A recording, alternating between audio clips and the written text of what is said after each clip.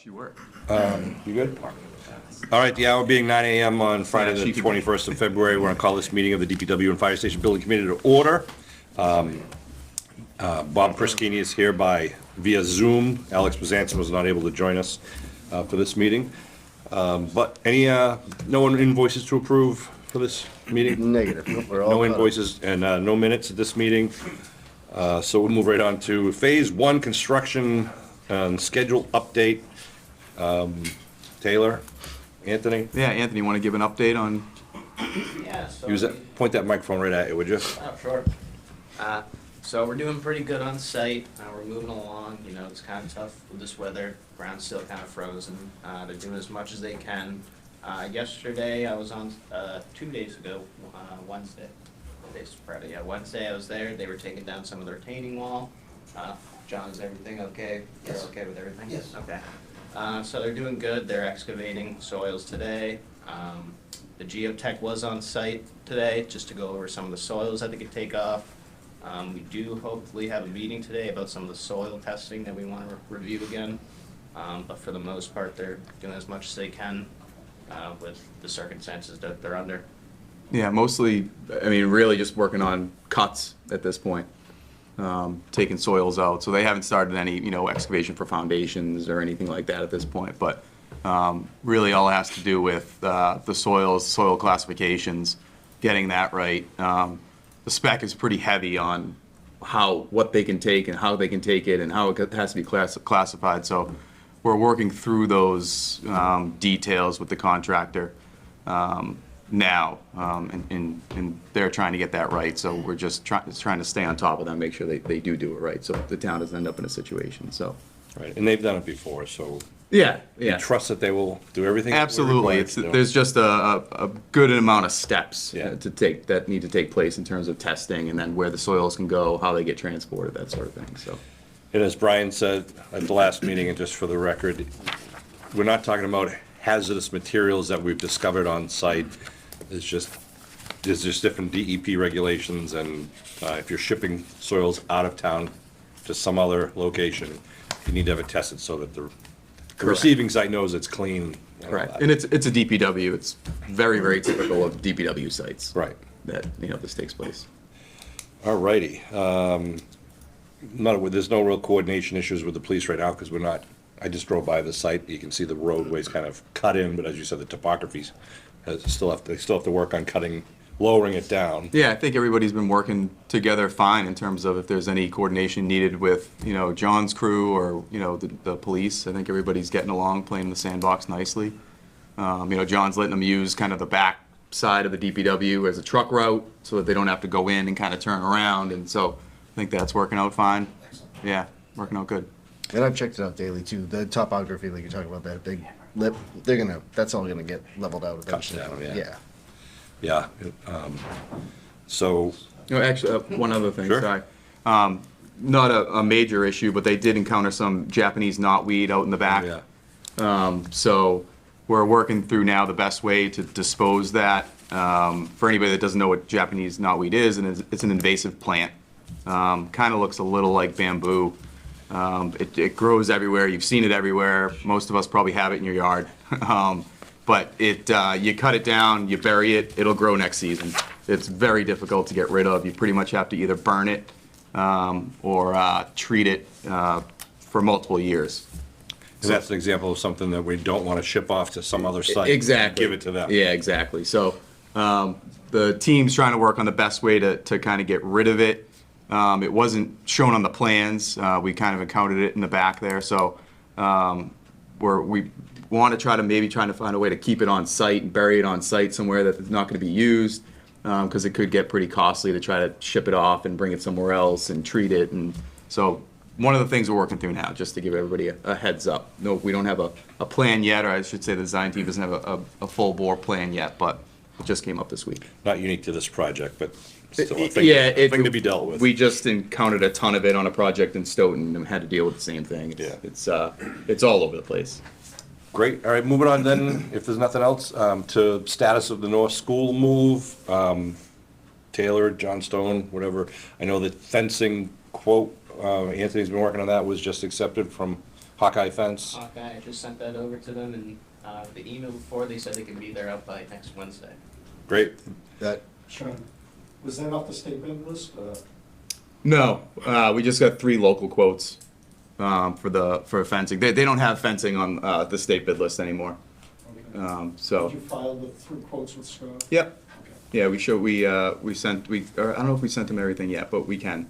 Yeah, we requested, For auditing purposes. yeah, we sent them a list of the quotes, and then there was one company that didn't even, answer, which, still counts as, so, yeah, we have all that back up. But we ended up going with driven posts, just because of the thought of the wind, and DPW doesn't want to be picking up that fence every time it gets blown over.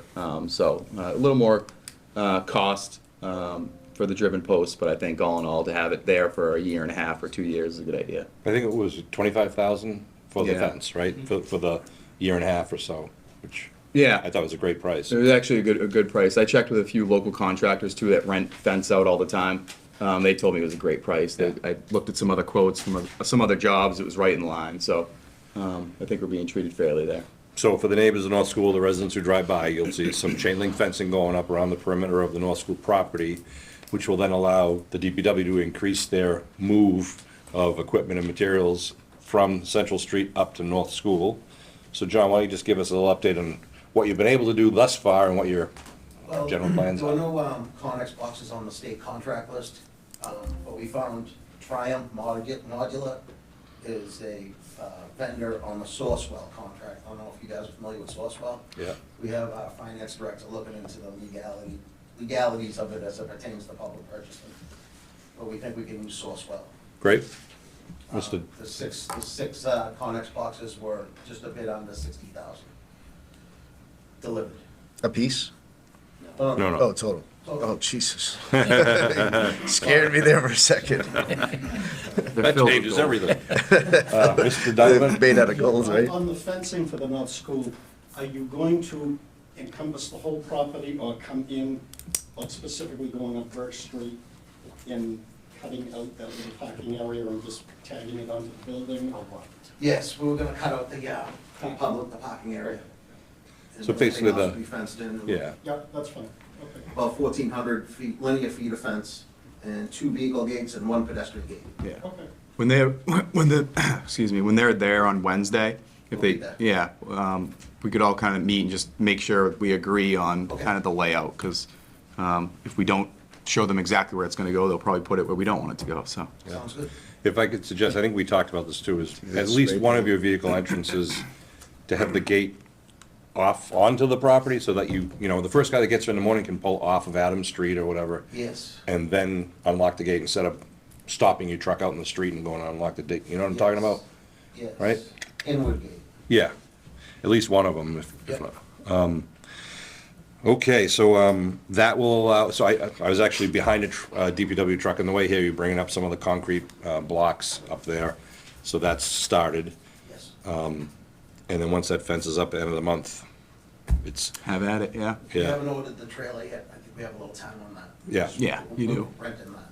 So, yeah, because the trailer, really, we need for phase when one. we demolish, yeah, Yes. your building, so that is, I didn't think okay. there's a sense in getting it now. No, yeah, we don't need to, We don't need it. and you can get those very quickly too, Yes. they're, Found that out. Is that from the state bid list? no, We haven't really looked into it yet, because we still have time. I think we have like 2 or 3 months. Yeah. Oh, yeah, I mean, more than enough time. I just didn't know if it was something that we got off the state bid list or. I've never done it off the state bid list. I don't know if there is trailers on there, but Modular, this company that we're getting the Connex boxes from, has it is on Sourcewell. his own source. Yeah, okay, yeah. But they all have the same kind of monthly rate. Yeah. It's, you're not buying it, so it's, they're all kind of the same price at the end of the day. Right, well, like I said, you guys will be, your employees will be working up at Central Street until the time comes that it's time for demolition, so. Right. You do have some time for the trailer, but just don't wanna lose sight of it. All right, anything else on phase 1, whatever, I guess we're good. I think you issued some updated documents about the drainage tweaks for a site plan, so everything's moving along.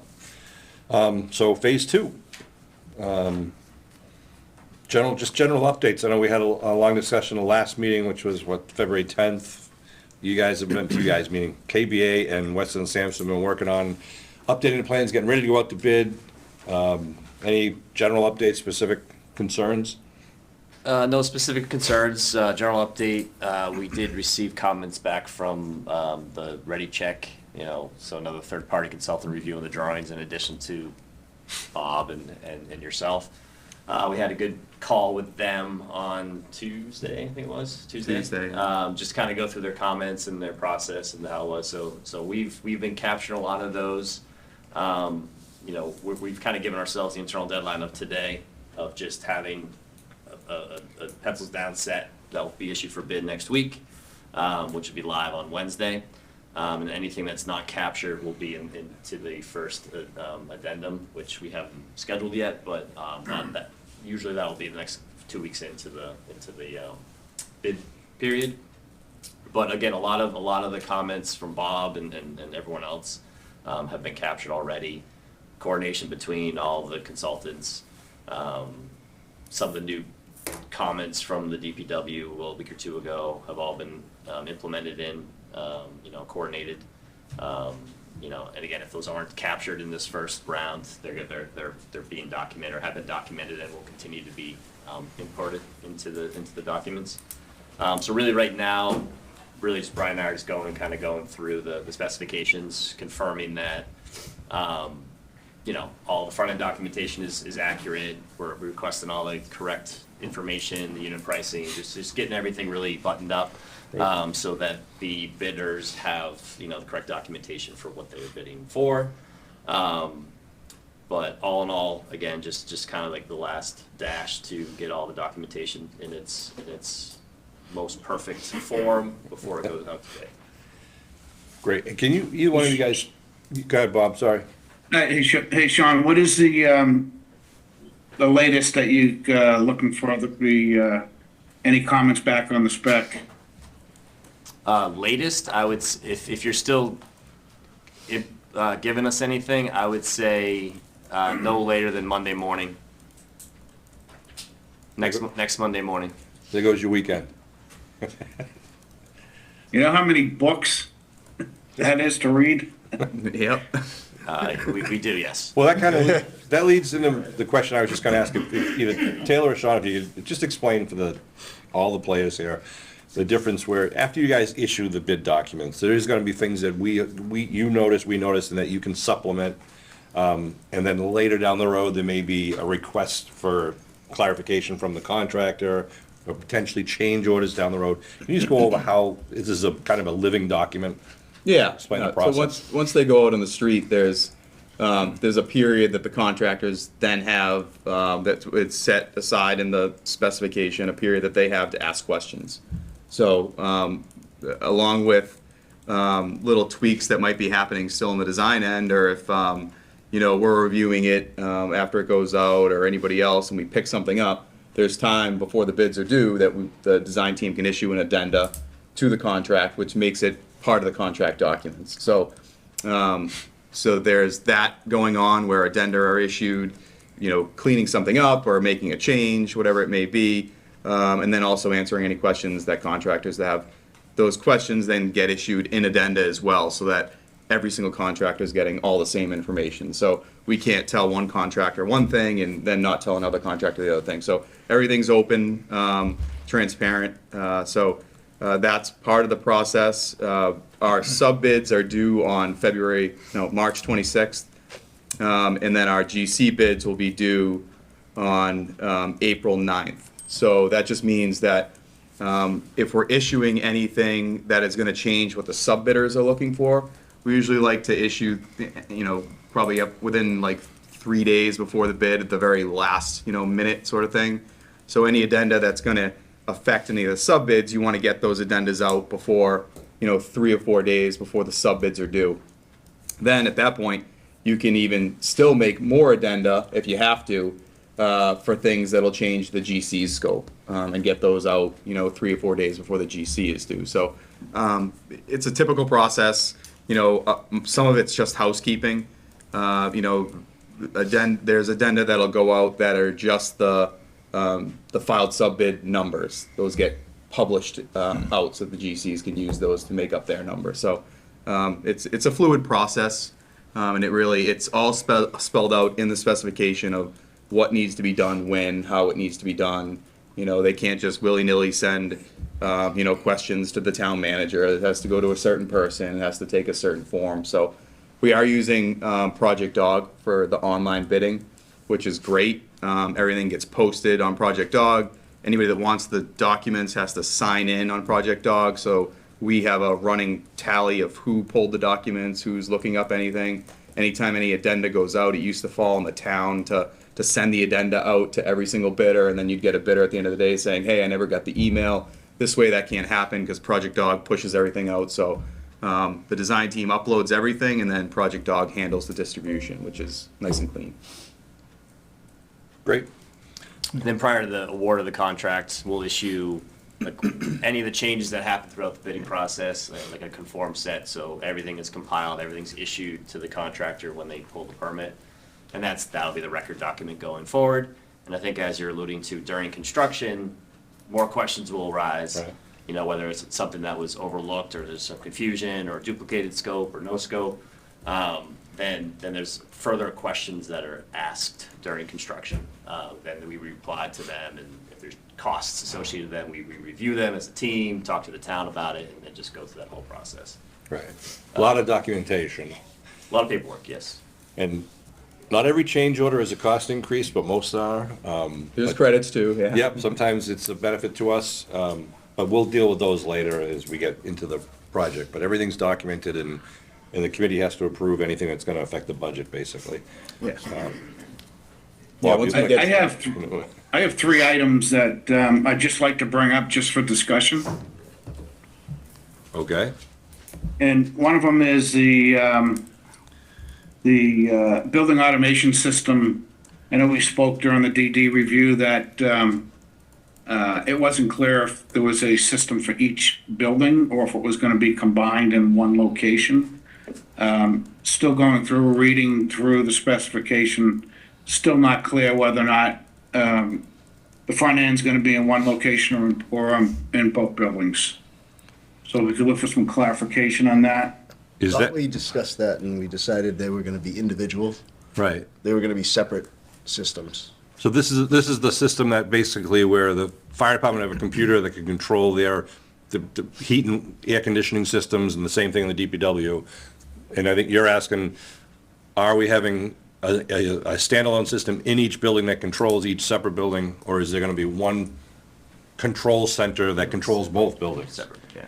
Right, we are doing separate. Yeah, yeah, Right. so I think, Bob, where the confusion might, not confusion, but, so the specifications, it's a combined spec, right? But Correct. each building is separate, so similar to the attic stock, similar to the automation system, security, I mean, it's all similar, but they're two separate systems.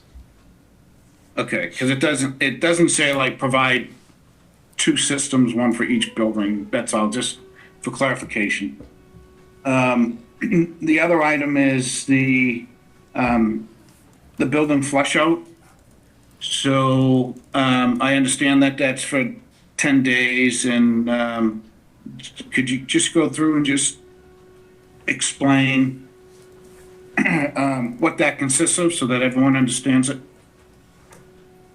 So at the end or near the end of the project, when the building's being commissioned, with the automation, with the mechanical systems, the controls, there is in our specifications, it's what you just said is a building flush out. So I don't know the specifics exactly, but, bring the building down to a certain temperature, for an extended period of time, bring the building up to a certain temperature for an extended period of time, and just go into the cycles and really understanding the process, not understanding the process, but commissioning the process to confirm that the building will function and as it was designed. Am I missing anything on that? I think This is before we move in. before occupancy, right? So, A lot of times it's like clean, it's clean and related too, because a lot of times debris gets into ducts and pipes, so a lot of times they kind of Turn everything high on. and kind of before, that way when you guys are in there, everything's not off gassing and you're getting Dust covered in coming out of dust from a vents. grill or something, you know. Yeah. They should be covered during construction, you know, with plastic and taped off and things like that, but, you know, things happen, so. So what is that, a 10-day period? Is that what you said? Yeah, it would be, yeah, it's a total of 10 days, yes. Yeah. Yeah, so, you know, it typically, like you said, I mean, obviously depending on how construction goes and how well it's protected throughout the process, you know, usually it's can be a little bit more expedited than that, but the building is being commissioned by the contractor, by their subs, prior to substantial completion. So it's basically testing everything. Testing, and before warranties start, before we accept it as for the town, to take ownership. Because that's after all that occurs, that's when that triggers the warranties on everything. So for example, you turn everything on, all of a sudden, you know, the second floor of the fire department, air conditioner's not working. Right. We get it fixed now, then prove it that it is working before we accept it. We'll have windows that open and shut, so it'll be good. You will. Which leads me into my next question regarding commissioning. I did get a response back from Sean regarding my question. We had it in the budget at one point in time, I understand it got pulled out. Is it something that we actually need to plan for? So we do have a general commissioning specification for the contractor that they have to follow, like you know, just going through the process and then and making the building or providing documentation stating that the systems are functioning as they've been designed. But the third-party commissioning Was pulled out of the was budget. pulled out of the budget. Yeah. That's this line item. There was 75,000. Under owner's for- indirect cost Yep. commissioning, we did pull that allowance out. Yeah. Yep. What did you, what was the first word you said, something commissioning? Was it building commissioning? What was the term? Bob, what did you say? Yeah. Building? And commissioning of the MEP systems. Yeah, okay. So there will be general commissioning by the general contractor and their subs. But this third-party commissioning agent is typically a part of that process, if they were hired by the town, to help with the controls and, you know, some of the programming and make sure all the modules are functioning properly and everything. So, I mean, we get all the same information, it's just we're relying on the GC and their subs to provide it. The third party sometimes just, it's an added benefit to help ease the process sometimes. So I guess, I worked on this building, the town hall, and Bob actually worked on the library building, and we did have issues. I think it's gonna be really important for both departments that more than one person get trained on how to run the systems. Because, you know, you set it up and it's working fine, and everything's great for 9-10 months, and then something needs to be tweaked, and everyone forgets what they had to do. The systems are too smart now. Yeah, it's computer-based. I mean, these grills up here are VAV boxes that are designed to open and close when the system comes, and it, you know, it's all well-intentioned, but sometimes it doesn't work. And, you know, theoretically can control the temperature in each different office, theoretically. But then you have issues where you get 3 people in an office and one person's freezing and one person's hot, and sometimes you just can't satisfy everything. But it is important to know how it's running. I know, like, even the town hall, we're redoing the systems right now, and this building's, what, just over 20 years old, 25 years old. So that's the important part at the end, is making sure everything's working, but also getting educated.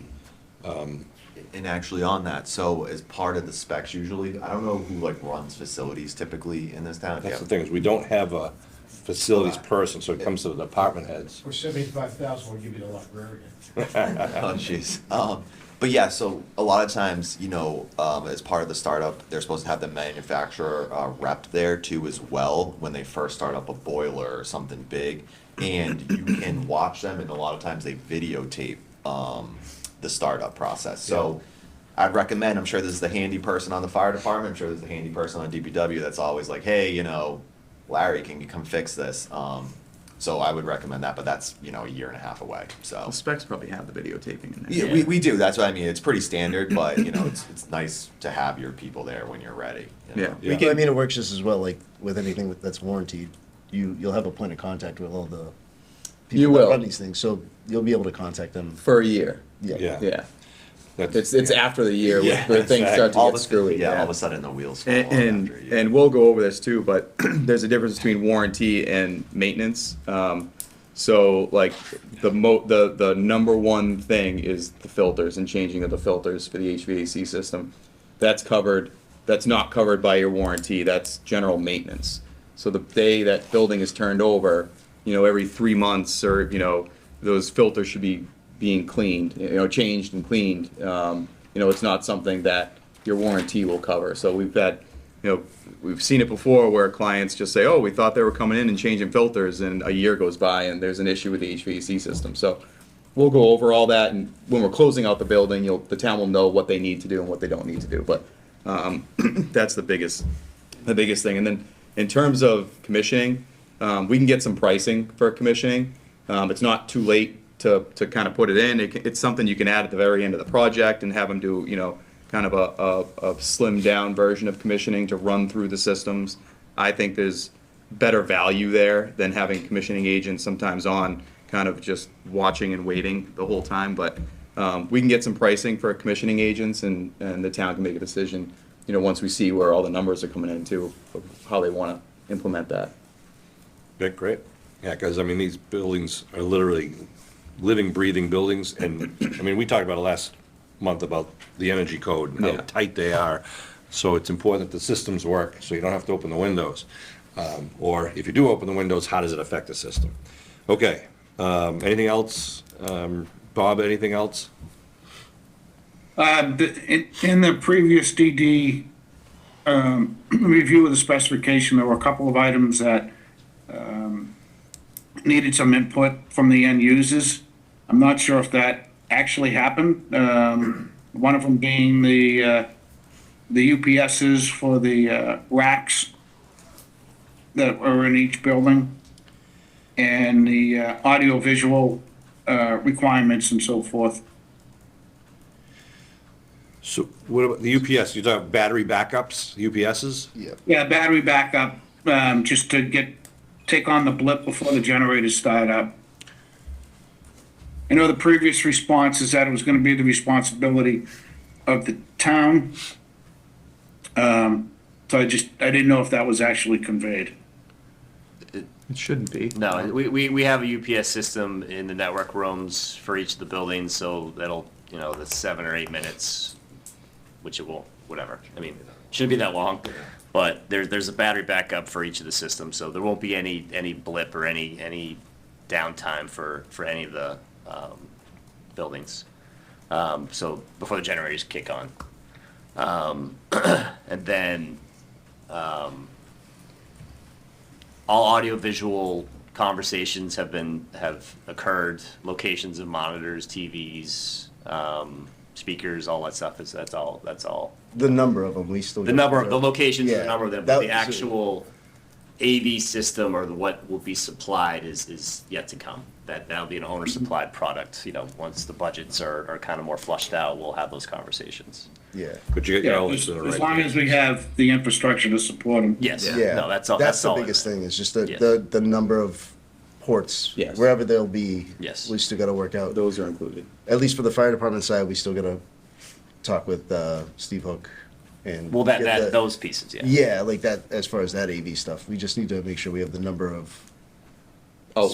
spots. Yeah, Where they're data, gonna go and all yeah. that stuff. Yeah, that's all, And how that's the all. network room gets all tied in, but as far as what Bob's asking, the battery backups, that's all, That's all included. it's all included in here. Yes, yes. What's like the AV, like obviously you have, some of the screens are for building security. I'm Right, so assuming, the building security monitors will be included in the security system, that's through Holbrook. But they'll again- be included, But they'll yeah. be included in the contract. The other AV is conference room televisions and monitors. Whether Training it's room. training room, Training room. whether it's, a 9-panel display or 2-panel display, we have the infrastructure for an all-in type system, a very, very complex, very complicated system. Adaptable, if you will, but all the locations have been reviewed, and so we have the HDMI type connection or ability to have an HDMI type connection and cable connections and power and everything in these. Which is good. We don't want to buy our televisions on day one because the buildings aren't going to be open until a year and a half later. Right. And so you buy the then current products at that point. Right. Or right before opening. Right. And Brian, you confirmed all that stuff with DPW, right? We went through it. Awesome. Yeah. So, feel good about it. And they were able to capture it all. CES was able to capture everything, which is great, the MEP consultant. Yeah. Yeah, and I saw you sent an updated floor plan with that corridor B113, I think it was described, was eliminated, and the doorway leading between the bays and the work area was widened so that we didn't have to go around the building. And no other major floor plan changes. We were talking about maybe the vestibule squeezing. I don't know if that was, I was able to do one right away, the other one, where we would have to kind of do an addendum or later, just because it had all the infrastructure in the BDA closet and the electric room and everything, it's just like, it's all jammed in there. got it. At this point, but. Bob, you good with UPS and AV or anything else? No, I'll put the rest of the stuff in the comments after I get through reading. Okay, no golfing this weekend. All right, moving on A about little the, chilly for golf right now. jeez. Mr. On DiCarlo. that topic, recording with the town on the fiber loop, the town's fiber loop across all the buildings, it's a new building, so. I know that, actually, Bob had sent a copy of the tech specs to Wayne Norling, so that he could try to look at it from his point of There view. is a fiber loop, town-owned fiber loop around town, Yeah. across all the buildings, and it had black, dark. Actually, I think we already brought it in, right? Yeah, Wayne Norling was here a couple months ago, and we've already brought it onto the site, Correct. if I recall, right? That's the maintenance building, right? So we're good. You can miss that. Over the maintenance building, yeah. Yeah. Okay, so the add alternates, and let me stop by saying, I listed 3 of them there, because on Tuesday morning, I realized that I hadn't posted the meeting, so I threw this out really quick. We only had two that we were talking about, which was the extended excavation, which wasn't actually an add alternate. We were gonna process as a change order to phase 1 with APC. And then the add alternate was the canopy. So let's talk about them separately. What's the status with the excavation, the change order for Change order. potential excavation? Yeah, I'm gonna send that out today. I think we went back and forth a few times on that, so I think that should be good to go. We'll see what the price is. Can't imagine it'll be that long for them to price it out. Well, it doesn't matter how long, because we're not gonna agree to anything until we get the bid back anyways. Right, Yeah. exactly. So, I mean, We don't know if we have the money to spend for that. that was how we, Yeah. but that's how it's supposed to be, you know? They got plenty of time to give us a price. Till we know how much money we have, it doesn't matter. Yeah. Yeah, and it's and they don't want, they have their earth moving equipment out there that eventually they'll be pulling off, so we want to kind of hope it's still there when we give them the green light. But you're in process of issuing it, we'll wait for the response, and we'll wait to see if there's funding for it. And then the canopy was going to be an add alternate to the bid package we just talked about going out. And I know, Brian, I think everyone got a copy of what Brian shared with us. Yeah, I yesterday. think focus on the canopy, I think he's about to share it maybe potentially, but yeah, if everyone's okay with that, it's 30 by 100, it has columns in the center, they're on concrete pedestals. It's a pre-engineered canopy, it has downspouts will tie in. Don't look at that site plan as gospel. Yeah. There's still stuff that's getting cleaned up on that. It was just to show the location of the canopy, so.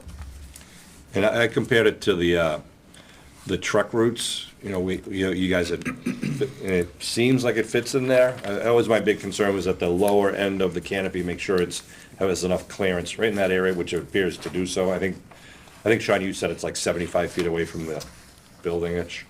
Roughly, yeah. So It this kinda is- seems like it was centered.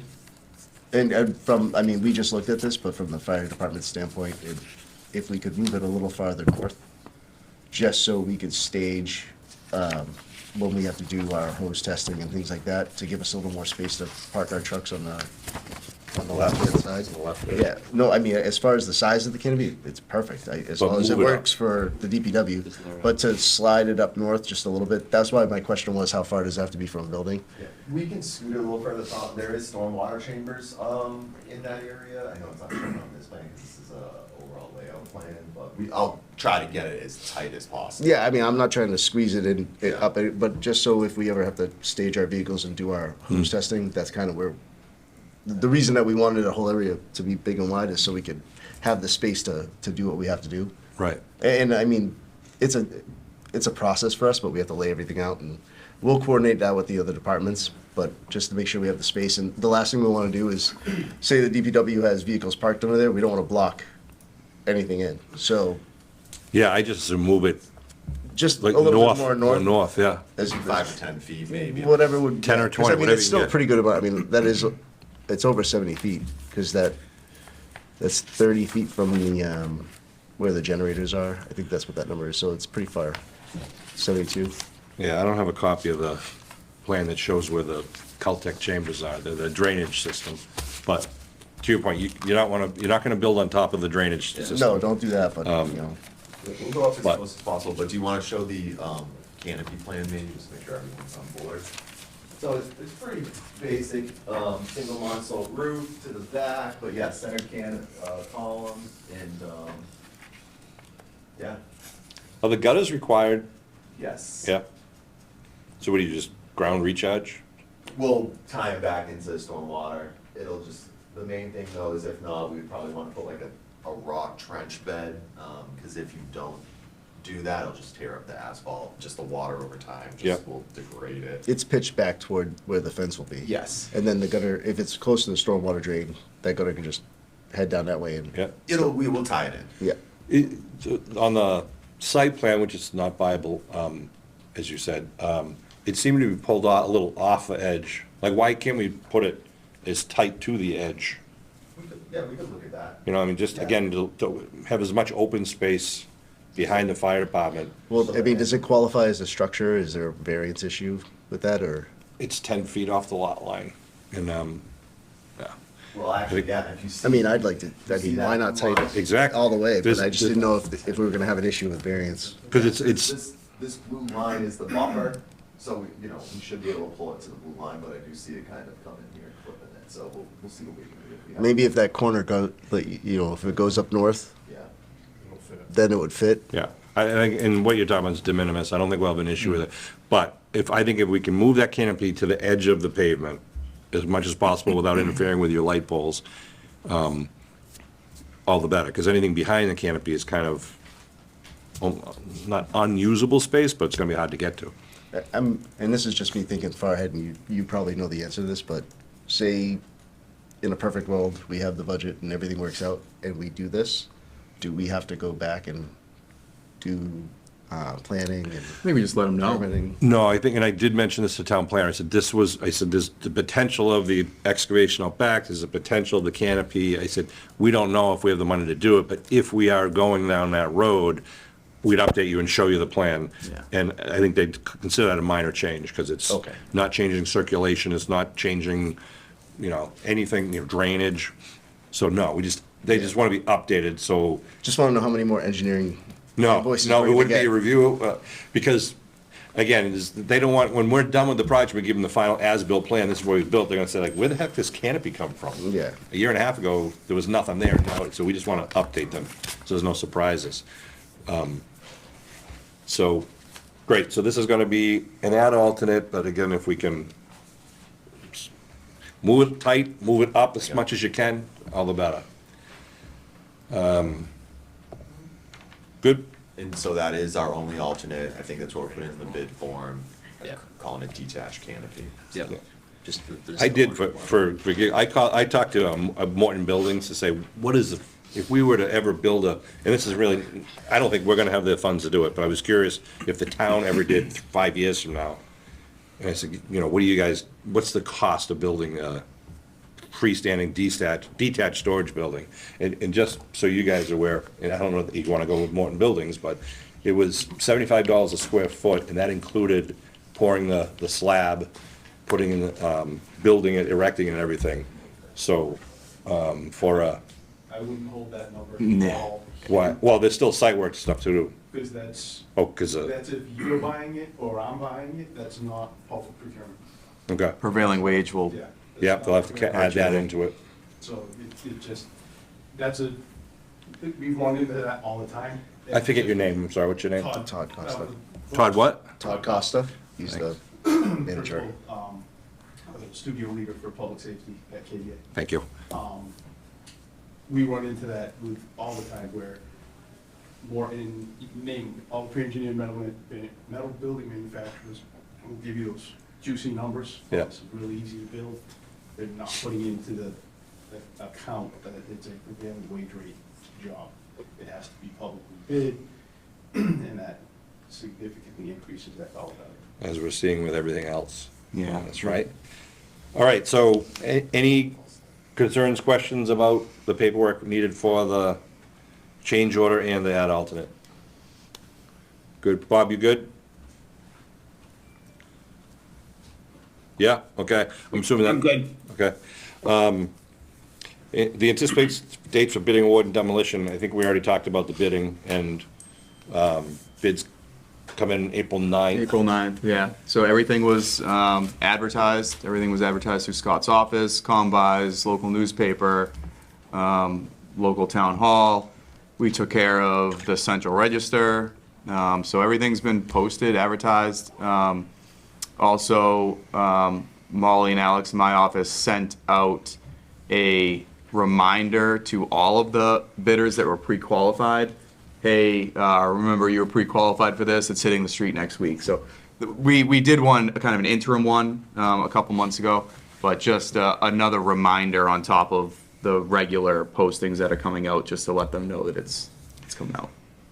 What's the word on the street about the tariffs that are supposedly being enacted? Is that gonna kill us, or where are we? What are you hearing? Yeah, Gordon was asking about that before the meeting too, but we haven't seen any changes or anything yet. Todd and I were talking about it too. It's the last time, Trump was in office, we didn't see any major changes to, steel would be the biggest one. Yeah, right. Because it's mostly coming out of Canada, or like Todd was saying, sometimes the raw material is coming out of the United States, it gets formed in Canada and then comes back. So right now we haven't heard or seen anything. It's kind of hopefully nothing.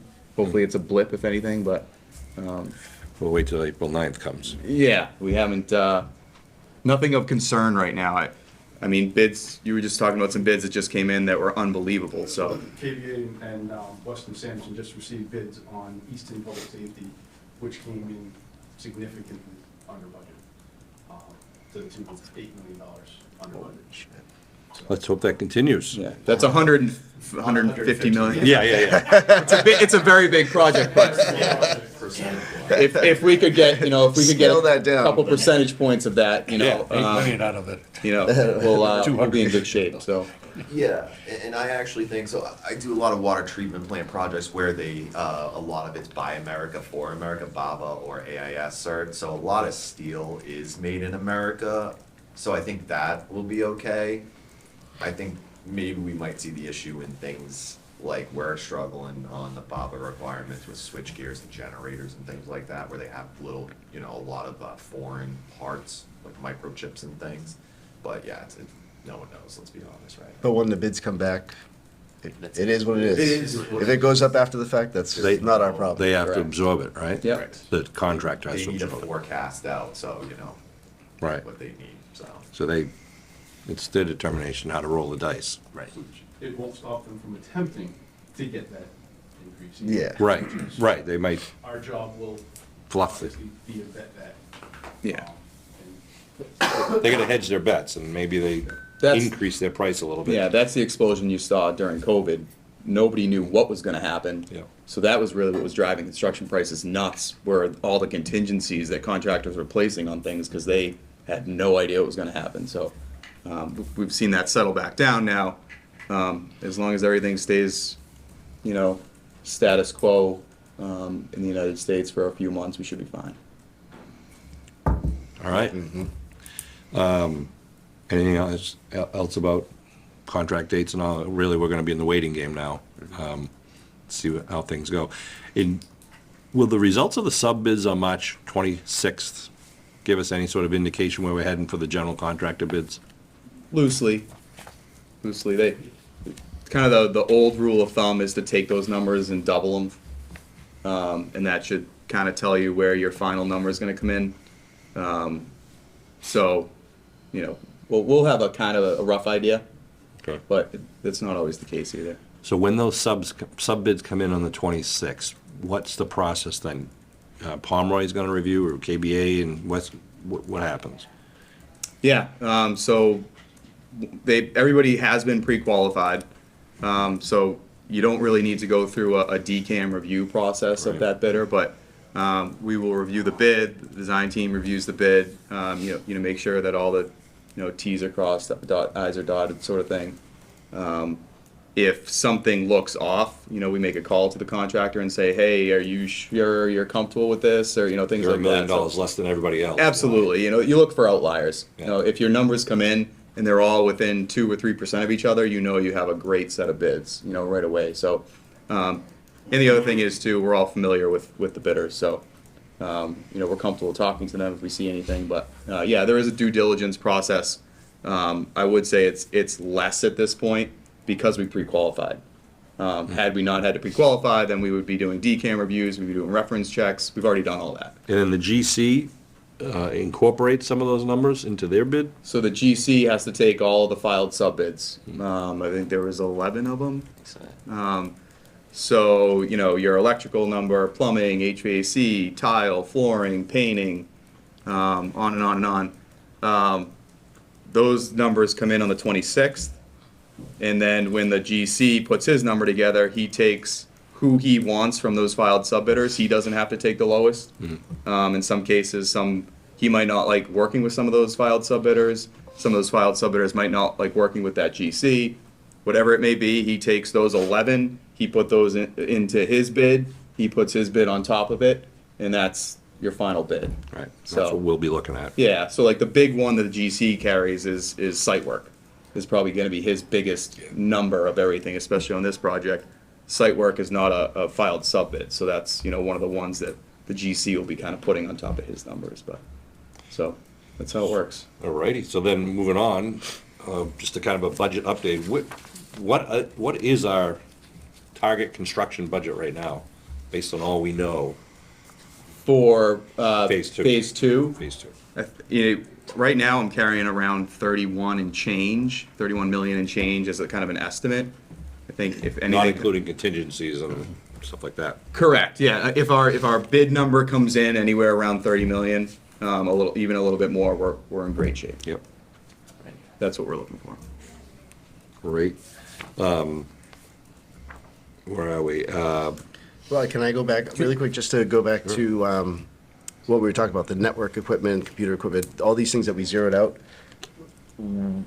Are these still completely zeroed out, or is some of this put back in yet? Nothing's been changed to the budget. Okay, so this will be the stuff that we have to backfill Correct. contingent on how the budget comes back? Yes, and those are all, those are all very easy to backfill. Yeah, like when we said, like, last meeting when we did it, we were like, oh, furniture, but that actually means like all of our AV network, all that stuff. Tables, chairs, desks. Yeah, well, I mean, not just the furniture, like, just more like the, like, network equipment, computer equipment, telephone equipment, that stuff is kind of all tied into that. Yeah, Okay. those items are listed on your estimate here, Dale. If you put those back in, that's about $1 million. That was what we were saying. Yeah. I don't know. So that 31 million up above needs to come in at 30 million To backfill. to put these back in. Yeah, or you pull, Before we even look at any other yeah, alternatives. or you right? pull from contingency, or you pull, yeah. Yep. Yeah, But- okay. But if Okay. it We'll comes have in some under, decisions to but make. when it comes in, if it comes in, and we're lucky enough and it comes in under 30, that backfills, and then we'll have money for the change orders and Right. adults and all that. We have to have a extra pecking Yeah. order Yeah. of what we need to take care of first. But we do have a construction contingency in the, I forget what it was, we did reduce it slightly, but we have like $1 million. Yes, we do. Or so. for construction. Like that, there is the construction cost, plus we have a construction contingency for the change orders. And then as the project continues, you know, that. You free that up. We free that up as we Oh, yeah. progress, so. 3.5%.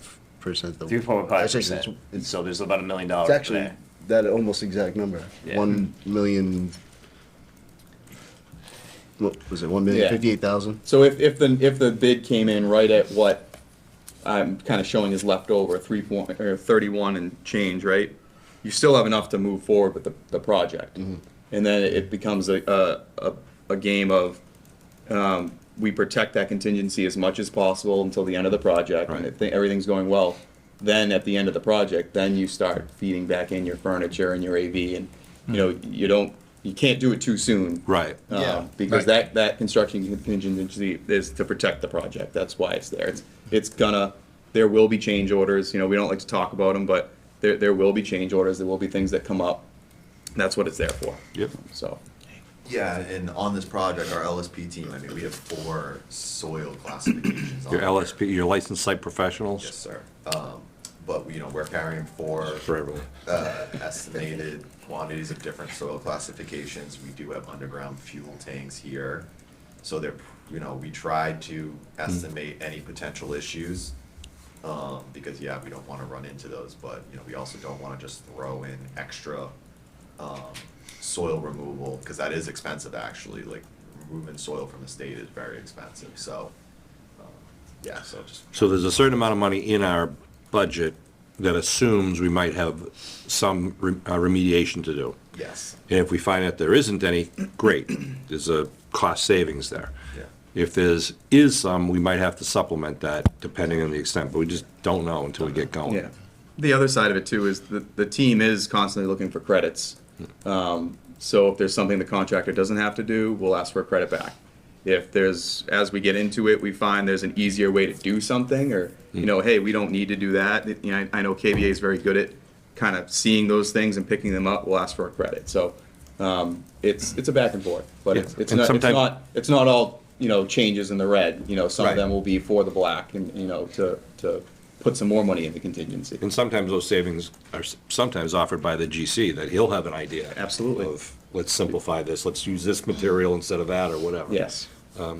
Not as much as you'd like to see, but. Yeah, right, they But still yes, wanna make money. It does happen. If you get a good GC that you're working with, and I think the way that we manage the team from a holistic standpoint, I think it helps. So can you, sometime next week, to just send us out another updated copy of the budget where we are? Just, Yeah, it hasn't changed. Yeah. There's been no changes to it, but I can resend it. just with, an updated date, just so we can kind of keep following it along. And because as we start spending money, we're gonna have to make sure that we're not, Actually, what our line items are. Should we add the fencing cost to the new budget?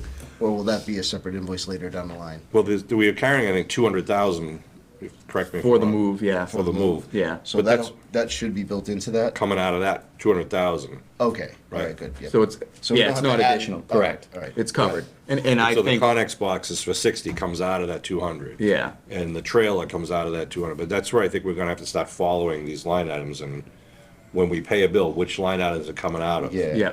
And if- Our accounting does that. When we get into pay apps of tracking each invoice, you can look and see what line item, what's come out of that line item and what invoices came out of that line item. So we Is that- track all that. So is that something you can print for us? Yeah. All right, because. Yeah, we just haven't had any pay apps in construction yet. Right. So I haven't put it together. Well, it's put together, but I haven't provided anything, but we follow all that. Great.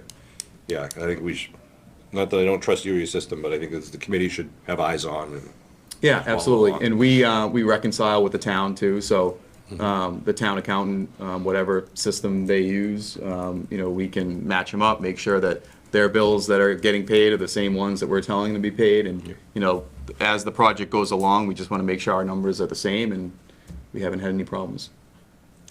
Great. And Pomeroy will be on site pretty much every single day. We're working hours. Every day. So they're a owner's project manager. They're our eyes and ears. They work for the town, and they're kind of just there on site, kind of troubleshooting on the fly, making sure things keep moving smoothly.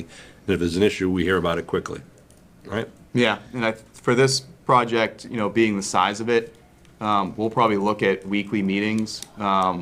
One week would probably be kind of like a meeting with a committee, or a smaller group. Oh, yeah. And then the next one would be kind of a working group, which is really just the GC, us, and, the architectural team, Yeah. working through any problems, things like that. So, our, management staff, and myself, I'll be on site at least once a week. And then, Anthony will be on site daily, that sort of thing. Yeah, and that's again, just to keep things flowing. The contractor's trying to make sure he's doing the right thing and getting in the right direction, and great. And from the design team, we have a designated construction administrator, that'll be doing a lot of the paperwork, be going to those weekly job meetings. Myself, similarly, whether it's once a week, once every other week, being on site, similar to Weston and Sampson. So there are designated individuals specific to this project. Great. So there'll be a lot of eyes on A it. lot of eyes and ears and a lot of paperwork. There's a lot of moving parts, so we try our best to catch everything. And then just an update on some of the off-site issues. Anything on Central Street water main, do you have anything you want to report? Mr. Donovan? I had asked Liz to get the developer for the base has agreed to pay for the consultant to do a MassWorks grant. The only thing, the holdup right now is the match. My position was that it wasn't coming out of this. The water department was gonna have to do it, so since they're gonna benefit by it, that's what I was gonna talk to her after this, is that they would have to provide for the match. So depending, originally when I spoke to them, it was to Plymouth Street, not just to Park Avenue. Yep. So that they would complete the whole line, which, I don't know why it hasn't been complete, should have been replaced 20 years ago, quite frankly. So Liz pulled me aside yesterday and gave me the same information. So Liz Shea, our town planner, is working with Mr. Donovan and this consultant. Nicole Anderson, she used to run the MassWorks program for the state. She went off on her own, so she's Knows the ropes. premier person that everybody goes to, and the developer of the base has her on retainer, and they have agreed to pay for her to write the grant for us. So the grant application with MassWorks is about $1 million grant to pay. The water department had alerted us a couple months ago. They were concerned about the age of the Central Street water main, running from the new bridge they just replaced, not the railroad bridge, but the other bridge, between the bridge and Plymouth Street. Because when they put the bridge in, they did replace the pipe between the bridge and Washington Street. The match that Mr. Donovan's talking about is to apply for the $1 million grant, somebody has to put up $250,000 out, and then the grant gives you the balance, the $750,000. So there's been discussions, or there are ongoing discussions with the water department about, can you put that in your capital plan and kind of make this move forward? So I don't know where that stands yet. I think there's a lot of discussions going on, and I know they have a lot of other projects, but we're hoping that this rises up in priority, especially because it directly affects public safety for the entire town of Abington. So we'll try to keep updated on where that goes, because we like to coordinate getting that pipe in before we need to turn on the water for this project. And I wanted to know the Opticon. I think John had mentioned it was to replace the Opticon was 15,000. Yeah. So if Or- yeah, but we're just talking about the one at Just Plymouth on Plymouth Street. Street. That if we can carry that in our budget or keep it in mind, that'd probably be a small but worthy investment for this project.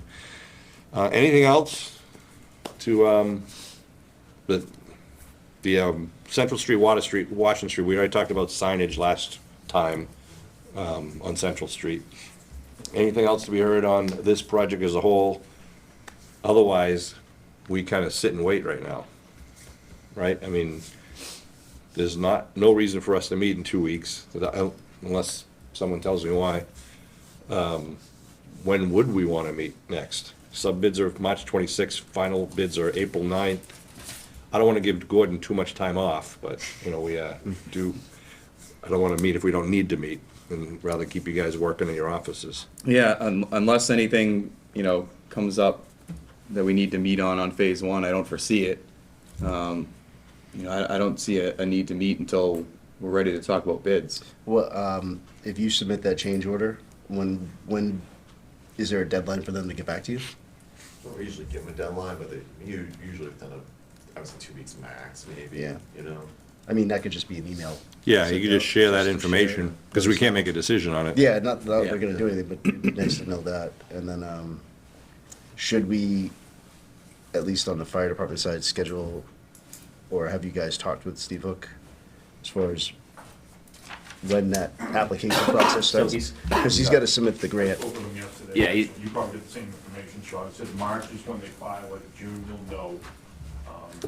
So we need to sit down and discuss. So, what yeah, we have to we do. should have a follow-up call with Allcom and Steve, because he and Allcom and Steve are working together. Oh, yeah, Not yeah. on this project, but on other ones, so, he was finalizing that price was with Allcom.